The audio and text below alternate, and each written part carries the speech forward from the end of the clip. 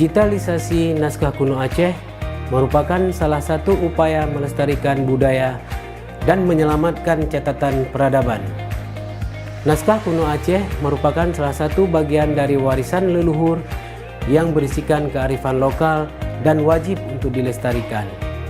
Saat ini kami telah mendigitalisasikan 132 manuskrip naskah kuno yang berada pada Dinas Perpustakaan dan Kearsipan Aceh, dan bagi masyarakat dapat mengaksesnya melalui aplikasi e-Pustaka Aceh.